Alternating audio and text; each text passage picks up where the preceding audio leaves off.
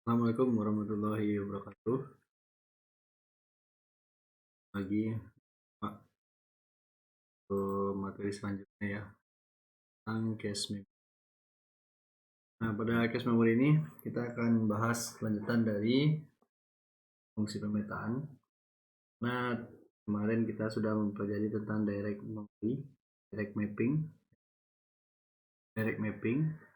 Nah, selanjutnya adalah associative mapping. Nah, kalau associative mapping ini lebih sederhana ya. Karena di dalam alamat memori utama itu yang ada cuman field tag dan field word. Hanya ada dua ini saja. Nah, langsung aja.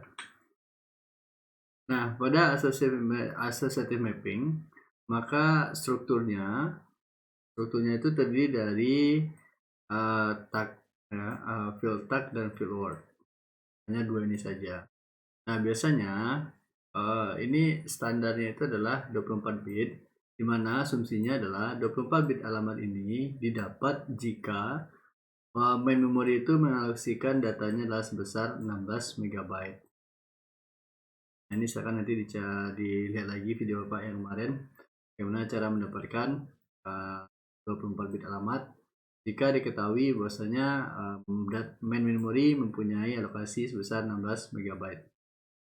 Nah, kalau Bapak tidak salah, ini juga nanti akan dibahas di sistem operasi yang mode pengamatan ya. Nah, kemudian 2 bit data, 2 bit word ini diasumsikan bahwasanya dia didapat alokasi cache-nya itu adalah sebesar 4 byte. Nah, ini di video Bapak sebelumnya juga ada ya. Ini silakan diperhatikan lagi bagaimana cara mendapatkan 2 bit. Nah, berarti untuk mendapatkan field tag-nya adalah 24 dikurang dengan 2. Nah, ingat ya. Nilai 24 ini didapat dari 16. Ya. Nilai 24 bit ini didapat dari alokasi dari memori itu adalah 16 MB. Hanya dia jumlahnya 16 dan 28 atau berapa? Plus 32 64 128. Nah, itu nanti bit alamatnya juga berbeda. Nah, untuk sekarang ini kita asumsikan bahwasanya nilai bit alamat itu adalah diambil dari memori besar 16 MB. Kemudian 2 bit word ini diambil jika cache memori beralokasi adalah 4 byte. Ya, nanti ini dicari, lihat video Bapak sebelumnya, saya mendapatkannya. Nah, nilai 22 ya, ini diambil dari 24 dikurang dengan 22. Nah, tag 22 bit ini harus disimpan dalam blok data sebanyak 32 bit di dalam cache. Sebanyak 32 bit di dalam cache.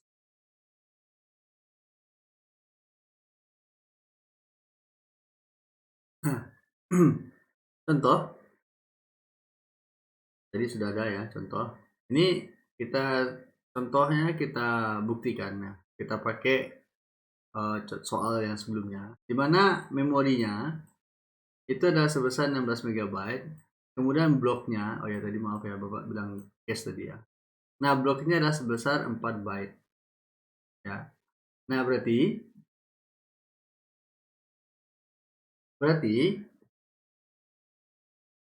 memori 16 MB ini ya 16 MB ini kita cari untuk mendapatkan lebar alamat, di mana megabyte itu adalah 1 megabyte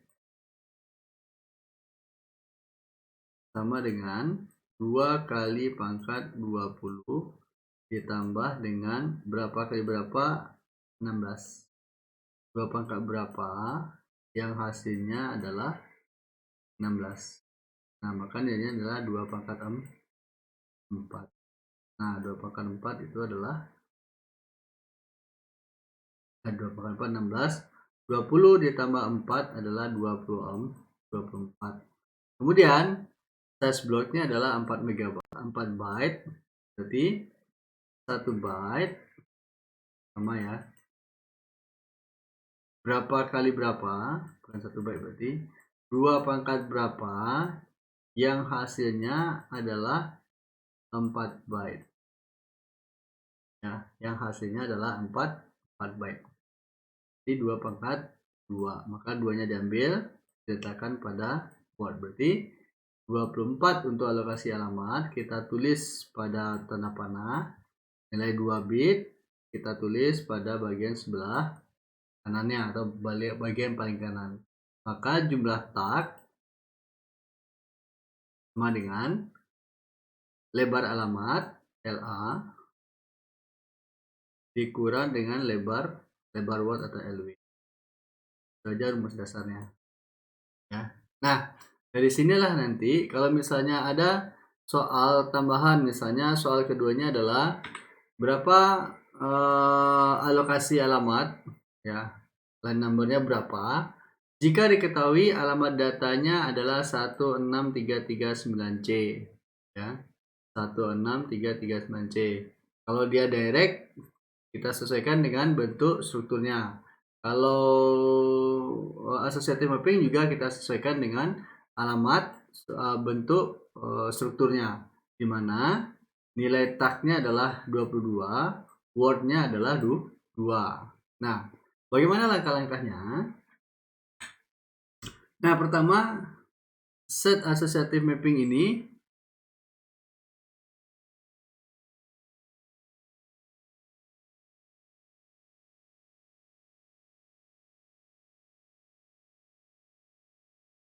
ya, ini lanjutannya, balik lagi.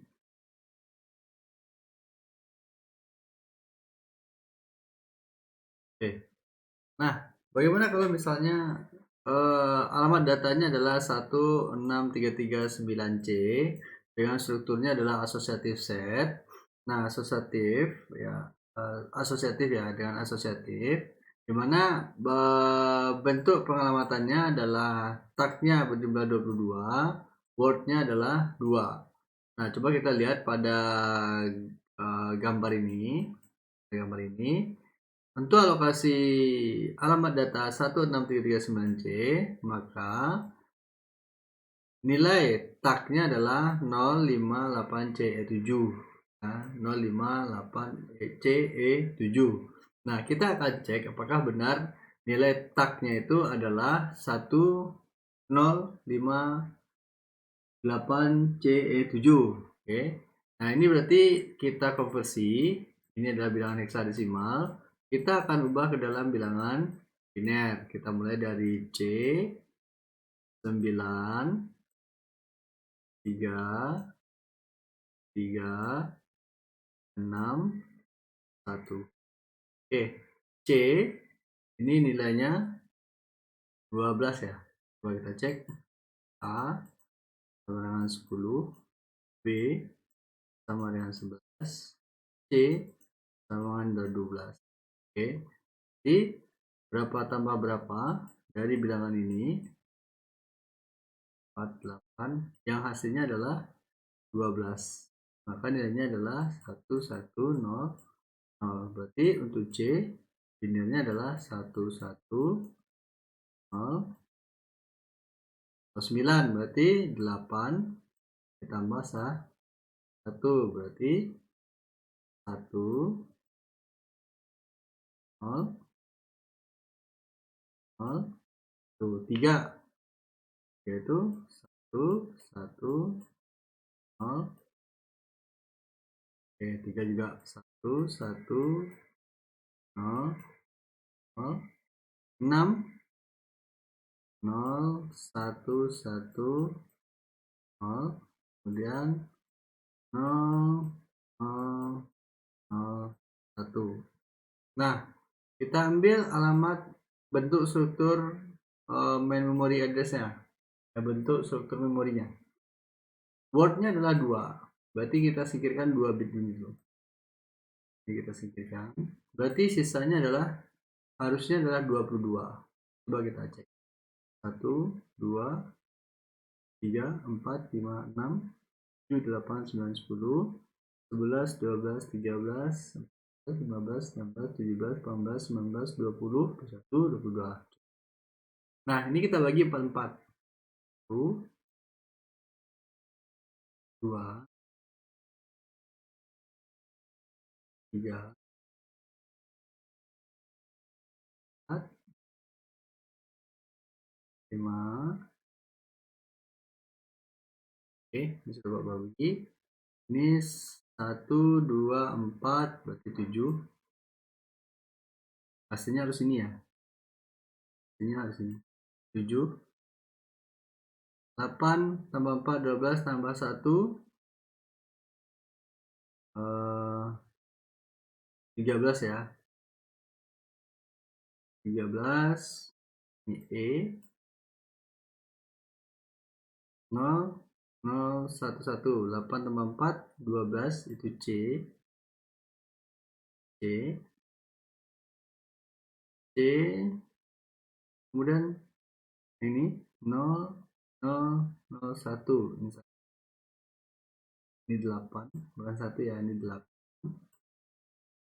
1, 0, 1, 0. Jadi 4 ditambah 1 sama dengan di 5. Ini adalah 0.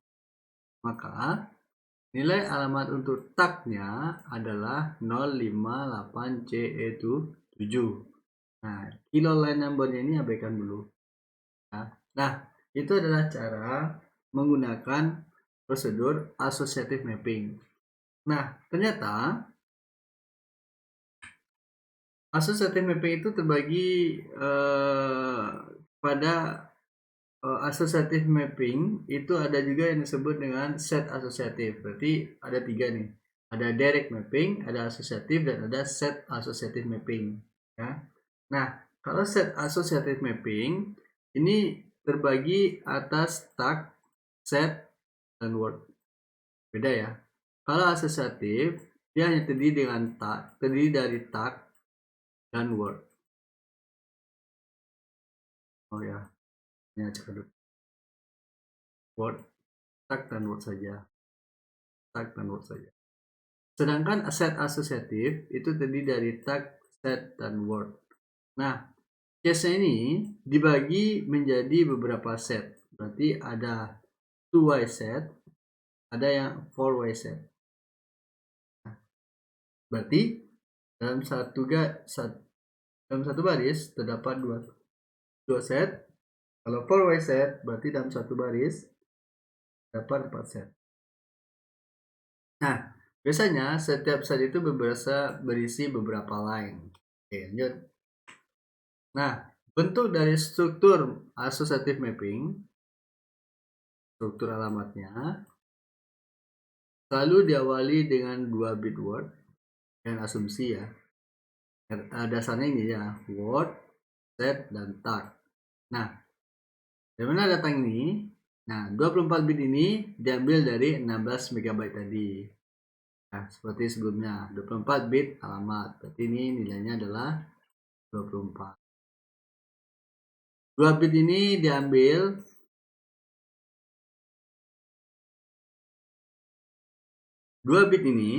diambil dari ya blok yang disediakan. Nah, itu sejumlah 4 byte atau 4 word ya. Nah, nilai set ya bit block identifier ini diambil dari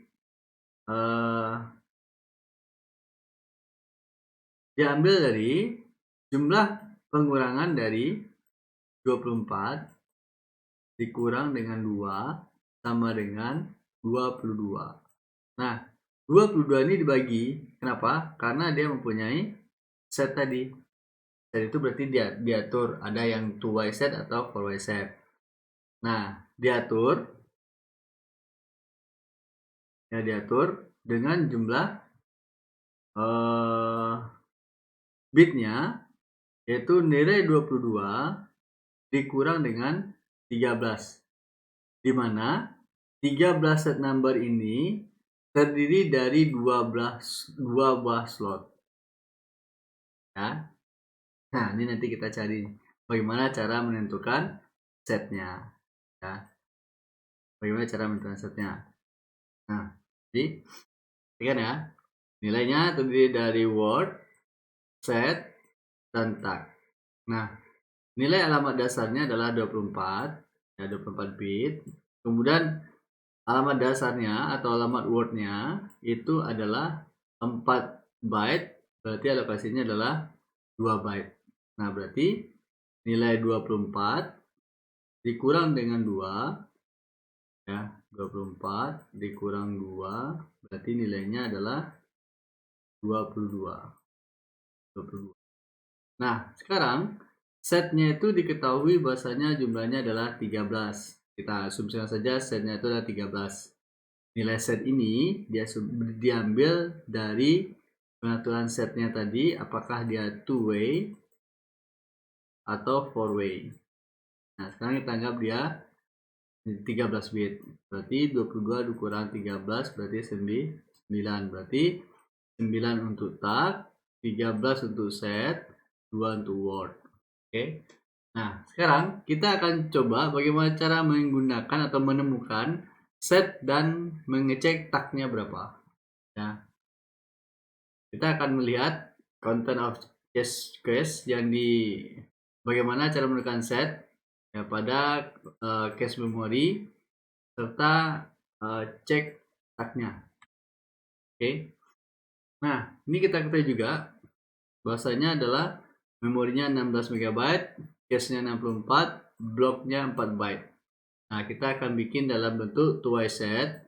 Nah, dari soal pertama ini, tentukan berapa pemasukan datanya atau alamat untuk tagnya jika masukan datanya adalah 16339C. Nah, ini kalau dalam soal ini Bapak bisa masukin nomor BP saudara sebagai soalnya. Nah, lanjut. Berarti yang pertama adalah dari data yang diberikan pertama adalah 16 MB. Ini kita ingat lagi nih. 16 MB itu adalah alokasi memori. Kemudian 4 KB itu adalah blok yang disediakan. Kemudian 64 itu adalah cache. Maaf ya, ini tidak ada kilobyte-nya. Ini 64 kilobyte. Oke. Nah, sama seperti biasa, kita cari megabyte ini berapa? Yaitu 2 pangkat 20. Kemudian 16 ini berapa? Ini adalah 4. Jumlahnya adalah 24. Berarti set awalnya adalah 24. Oke. Ini berarti alamat masuknya 24 bit. Jadi pertama sudah selesai. Yang kedua, kita akan cari wordnya. Bagaimana cara mencari lebar word? Dia itu diambil dari blok. Berapa lebar blok yang disediakan. Berarti berapa pangkat berapa dari bilangan ini yang hasilnya 4. Berarti 2.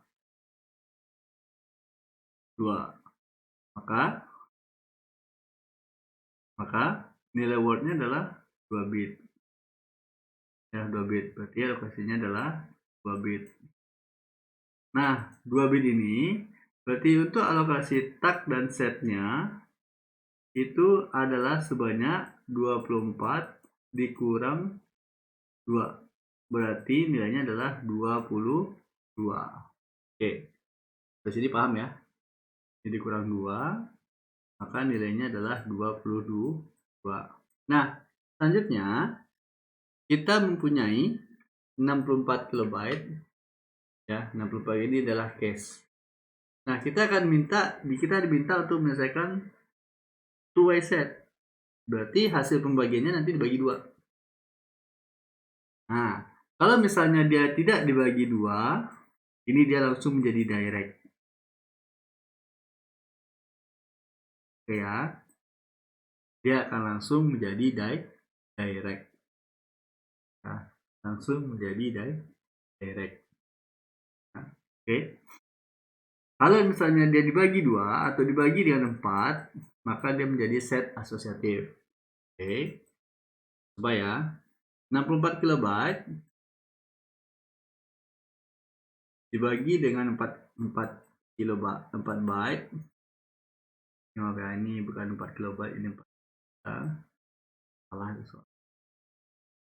B dibagi B habis, tinggal K. Ya, tinggal K. 64 dibagi 4 nilainya adalah 16K. Nah, kalau dia sampai sini saja, ini berarti dia direct. Kalau dia dibagi 2, ini berarti dia menggunakan set asosiatif. Bisa 2 atau 4. Hanya 2 atau hanya 4. Nah, ini berarti K dibagi dengan 16 bagi 2. Sama dengan 8K. Nah, 8K ini kita uraikan. 8K sama dengan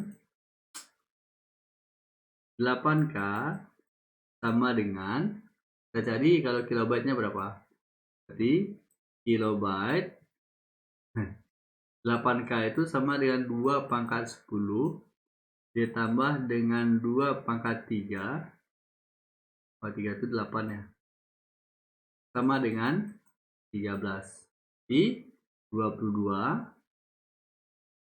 22 dikurang 13 sama dengan 9. Nah, berarti 9 ini digunakan untuk tag, 13 digunakan untuk set. Nah, bagaimana kalau misalnya nih, misalnya kita cari berapa nilai untuk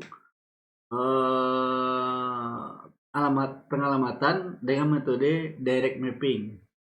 Pengalamatan dengan metode direct mapping. Berarti kita asumsikan bahwasanya nilainya halaman maksudnya 24. Bit maksudnya 2. Ya. Maka alokasi yang disediakan adalah 24 bit. Sedangkan wordnya adalah 2. Berarti inputnya 24, wordnya 2. Kemudian kita cari nih. Kalau menggunakan direct. Berarti direct ini sampai sini udah benar. Ini dia direct. Berarti 16K sama dengan 2 pangkat 10 ditambah 2. Maka berapa nih kalau 16? 4 ya. 2 pangkat 4 sama dengan 2 pangkat 14. Berarti kalau misalnya ini adalah 22, berarti dikurangi dengan 14 sama dengan 8.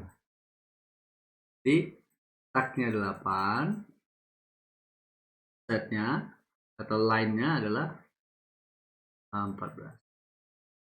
Nah, itu bedanya. Kalau dia menggunakan direct mapping. Nah, kalau ini menggunakan metode set asosiatif dengan two way. Nah, kalau four way bagi 4 saja. Tanya ini udah ketahuan nih 16K. 16K kalau dia menggunakan 4 way berarti dibagi 4. Berarti K disisakan, 16 bagi 4 itu adalah 4 ya, 4. Nah, nanti masukkan 4K.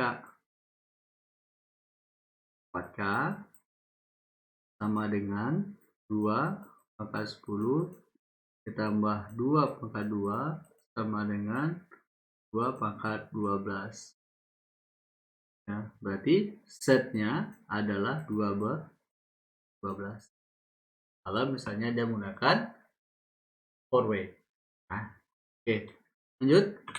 Nah, bagaimana kalau misalnya dia memberi bagaimana dengan alamat untuk implementasinya atau penerapannya? Kalau diketahui nilai yang diberikan itu adalah 16339C. Ya. 16339C. Nah, ini berarti kita sesuaikan dengan nilai atau bukan nilai ya. Disesuaikan dengan bentuk struktur yang sudah kita cari ini. Nah, struktur ini. Ya. 9, 13, 2. Maka kita susun dulu supaya bisa kita atur. Ya. Nah, kita konversi nilai 16339C. ya. C itu nilainya adalah 1100, 9 itu adalah 1001, 3 itu adalah 0011, 3 itu adalah 0011. Kalau 6 itu adalah 0110. Kemudian kalau 1 nilainya adalah 0001. Nah, kita bagi berdasarkan dari alamat tadi. Baik kanan kita ambil 2. Oke, kita ambil 2. Ini 2. Nilainya 0. Ini W-nya sama dengan 0. Nah, berikutnya adalah set. Kita bagi 4. 1, 2, 3, 4. 1, 2, 3, 4. 1, 2, 3, 4.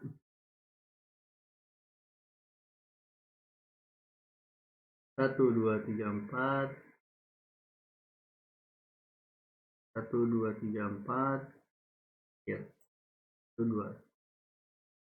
Nah, nilainya adalah sebesar 13 bit. Kita hitung 13. Oke. 1, 2, 3, 4, 5, 6, 7, 8, 9, 10, 11, 12, 13. Ini kita bagi. Nah, sisanya harus 9. 1, 2, 3, 4, 5, 6, 7, 8, 9. Oke. Kita konversi ke dalam hexadesimal. 1, 2, 4 berarti 7. 0, 1, 1, 1 itu adalah E. Berarti 8 tambah 4 tambah 2. Jadi 12 tambah 2 sama dengan 14. 14 itu adalah E. Nah, kemudian 8 tambah 2 itu adalah C. Nilainya adalah 0. Berarti nilainya adalah 0C7. 0C7. Nah, kemudian untuk startnya itu nilainya adalah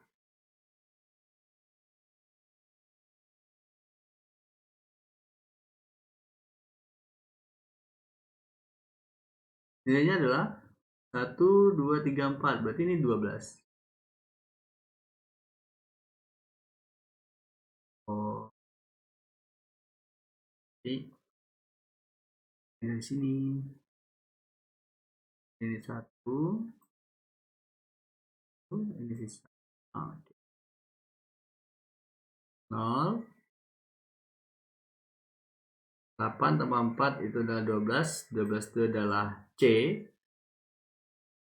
C, ini adalah 2. Depannya adalah 0. Berarti taknya adalah sama dengan 0, 2, C. Nah, hati-hati ya.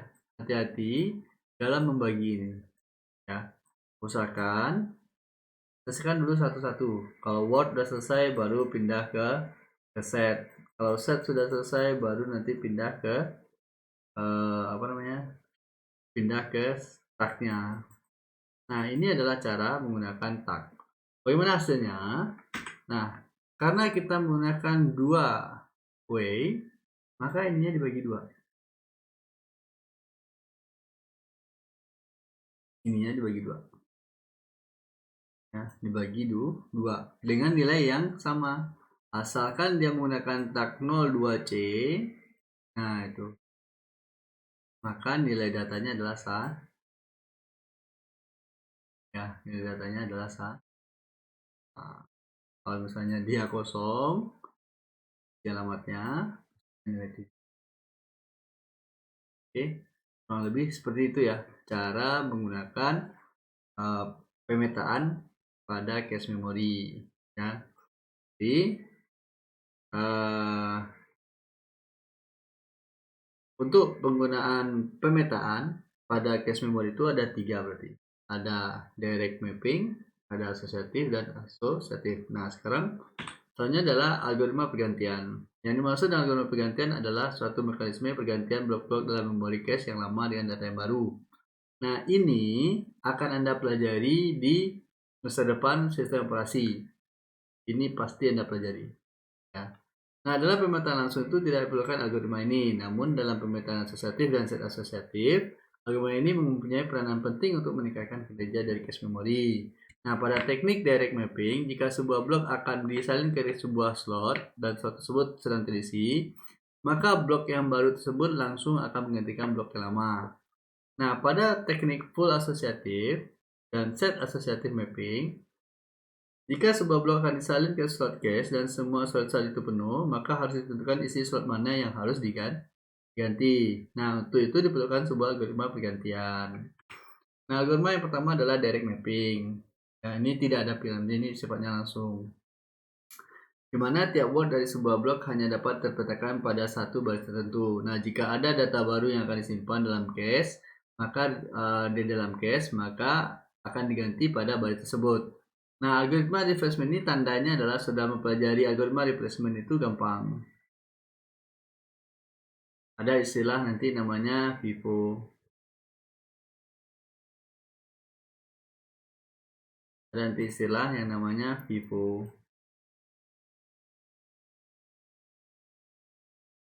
Nah, ini cache memory. Mata kuliahnya sistem operasi. Masuk internet. Ke depan sudah bisa belajar.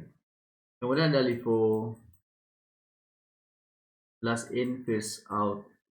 Ini first in, first out. Ini ada LRU. LRU, biasanya LRU. List recently used. Data yang sering dipakai yang dikeluarkan. Data yang sering dipakai yang dikeluarkan. Nah, kemudian algoritma pergantian itu adalah asosiatif dan set asosiatif. Nah, ini adalah premis algoritma bisa langsung secara hardware atau cepat. Biasanya mereka metode list recently used, misalnya pada two-way set asosiatif. Nah, mana dari kedua slot yang isinya LRU atau yang paling sering digunakan. Kemudian ada namanya first in first out, ada least frequency used. Ini yang kalau list recent ini yang terakhir digunakan, ini yang sering digunakan. Berarti ya, list recent used ini yang sering digunakan. Ya, Bapak salah tadi. Ini yang sering, bukan, yang terakhir. Kalau frekuensi ini sering. Mana yang sering, yang paling tinggi frekuensinya digunakan, itu digunakan. Berarti dalam bahasa Indonesia itu adalah sering. Kemudian kalau recently itu yang paling terakhir digunakan. Ya, yang paling terakhir digunakan.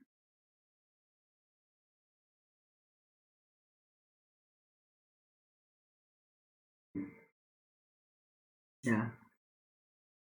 Kemudian ada namanya random. Nah, ini semua. Ini mata kuliahnya di sistem operasi. Jadi kalau saudara kuliah sistem operasi, kemudian ada istilah ini, FIFO, LFU, LFU, dan lain sebagainya, itu letaknya pada cache. Jadi jangan bingung. Sistem operasi kuliahnya apaan. Bukan apaan, tapi lanjutan dari sistem komputer. Ya, ini ketemu nih. Kalau biasanya yang kuliah sama Bapak benar, nanti sistem operasinya bagus, programmingnya juga bagus. Nah, kemudian ada namanya replace. Ya, replace ini sudah juga Bapak sampaikan kemarin. Coba kira-kira apa itu istilah replace. Ya. Nah, sebelum sebuah blok yang berada di dalam cache dapat diganti, harus kita dulu apakah blok tersebut sudah diubah selama di cache atau tidak.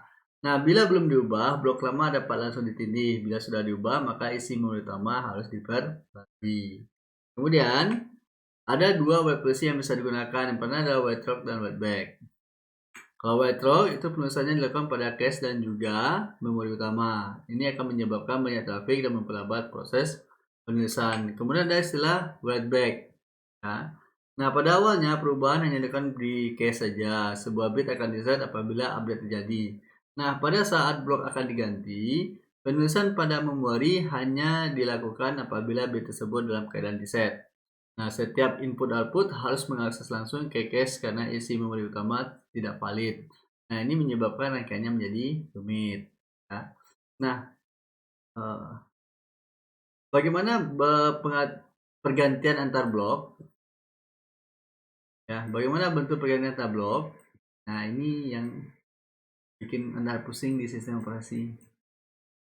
Tapi kalau sudah tahu letaknya pada cache dan mengerti bagaimana penggunaan cache, maka pengaturan blok pada cache memori itu tidaklah sesulit yang dibayangkan. Oke.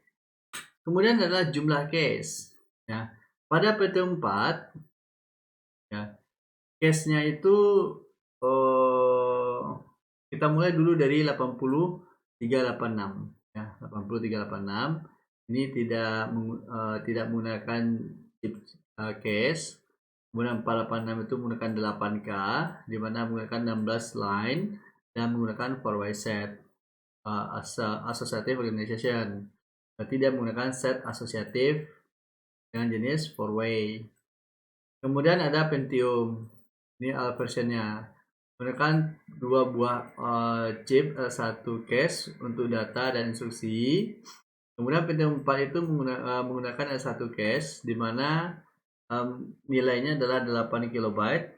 8 kilobyte menggunakan 64 line, menggunakan 4-way set asosiatif. Kemudian ada juga L2 cache-nya. Ya, Pentium 4 itu berarti ada satu cache-nya dan ada L2 cache-nya. Nah, ini menggunakan dua buah ya, menggunakan kedua-duanya S1 cache, besarnya ada 256K, menggunakan jalur sebesar 128 byte. Jadi nanti kalau saya mencari 128 byte itu berapa wordnya? Berapa wordnya? Berarti 2 pangkat berapa yang nilainya adalah 128. Menggunakan 8-way set asosiatif. Ya, 18 nanti bisa dicari ya. Nah, selanjutnya ukuran cache memori ya. Ini ada jenis prosesor ya. Nah, ini adalah jumlah satu cache yang digunakan. Nah, ini kita skip saja. Kalau mau lihat tabelnya boleh silakan.